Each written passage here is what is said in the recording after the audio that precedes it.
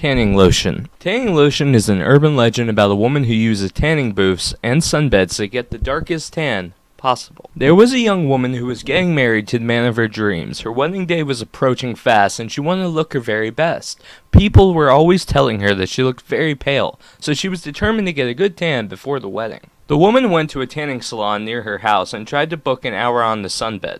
The staff at the salon told her that for her own safety she could only tan for 30 minutes at a time. After the session, she looked in the mirror and found that her skin wasn't any darker. When she attempted to make an appointment for another 30 minutes on the tanning bed the next day, the staff informed her that she could only tan twice a week. After her second session, the woman still wasn't satisfied with the result. Fearing that, at this rate, she would never have a proper tan, the woman came up with a cunning plan. If the salon could only give her 30 minutes, then she would book appointments at every tanning salon in the city, one after the other. She spent the next 4 days going from one tanning salon to another, lying on sunbed after sunbed. Even though her skin was beginning to get a little bit darker, she was worried that it wouldn't be brown enough by the time her wedding day arrived. She went to a shop and bought a special brand of tanning lotion. This particular lotion was only supposed to be used by people who had a rare skin condition. The tanning lotion was designed to increase the skin's sensitivity to light. She hoped that this would help her skin tan to a lovely golden brown. She slathered the tanning lotion all over her body, letting it soak in. Then she set off for her tanning bed appointments. Later that day, at the tanning salon, the staff noticed that the smell of burning in the air. When they went to investigate, they were horrified to find one of the tanning beds was on fire. After putting out the flames, all that was left on the tanning bed was a charred corpse of the unfortunate woman. When the autopsy was performed, the coroner discovered that the woman's internal organs had been cooked from the inside out. By combining the tanning lotion and the sunbed, she had literally cooked herself alive. Kidney thieves. The kidney thieves is an urban legend about a college student who meets an attractive girl at a party. This story is also known as the kidney heist, the organ thieves, and the stolen kidneys. There was a young man who was going to college. He went to Las Vegas with his buddies for spring break. They were all having a good time. Going from bar to bar and gulping down drink after drink, they stopped at one bar where a band was playing music, and pretty soon, the friends were all laughing, singing, and shouting loudly. The young man had just finished another drink when a beautiful young woman came up to him and started chatting. He was surprised and flattered at the same time. The woman seemed to be really attracted to him, so when she invited him to another party, he readily agreed. Leaving his friends in the bar, the young man followed her to an apartment on the outskirts of the city. When they went inside, there was already a party in full swing. They continued to drink and even danced a little.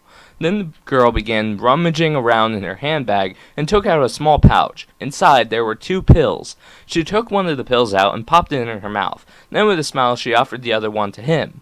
Although the young man would usually never do drugs, he decided to try it out, just this once. He thanked her, took the pill, and swallowed it. That was the last thing he remembered. The next morning, he woke up in an unfamiliar hotel room. Looking around, he realized that he was lying completely naked, submerged up to his neck in a bathtub filled with ice. Groggy and disoriented, he frantically tried to remember how he had ended up there. He was confused, scared, and in a lot of pain. That's when he spotted a crumpled note in his hand. It read, "If you don't want to die, call 911. There was a cell phone sitting on a small table beside the bathtub. He picked it up and dialed the number, his fingers numb and clumsy from the ice. When the emergency services operator answered, the young man explained that he didn't know where he was or how he got there, but he was in a lot of pain. When he mentioned the bathtub filled with ice in the note, the operator seemed oddly familiar with his situation. She said, "Sir, can you do the following for me? Slowly and carefully get out of the bath and examine yourself in the mirror." The man grabbed the towel rack and pulled himself up out of the ice. Looking over at the mirror, he saw that there were 2 9-inch slits in his lower back. When he described the injuries, the operator said, "I want you to get back into the bath, sir. The paramedics are on their way. Do not move until they arrive." "What happened to me?" asked the young man nervously. "I don't want you to panic," said the operator, "but last night you were drugged. Someone removed both of your kidneys. There's a ring of organ thieves operating in this city. They harvest kidneys and sell them on the black market. They say that the young man is currently in the hospital on a life support machine awaiting a kidney donor." Pet snake. A pet snake is a scary story about a woman who loves reptiles, so she buys a python at the pet shop and keeps it in her house. There was a woman who bought a pet snake. It was 12-foot-long Burmese python. She lived alone in a small house with a young son and kept the snake in a tank in the living room. The pet snake had a habit of escaping from its tank. After a while, the woman began to feel guilty about keeping such a large reptile in such a small confined confined space. She would often take the snake out of its tank and allow it to roam freely about the house. Her little son loved the pet snake and often brought it out in the garden to play with it. One morning the woman noticed that the pet snake had stopped eating. 3 days passed and the snake still hadn't touched any of its food.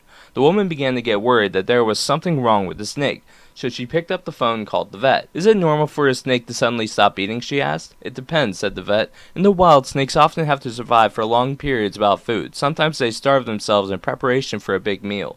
Pet snakes can also get bored with what you're feeding them. They like a change of food now and then."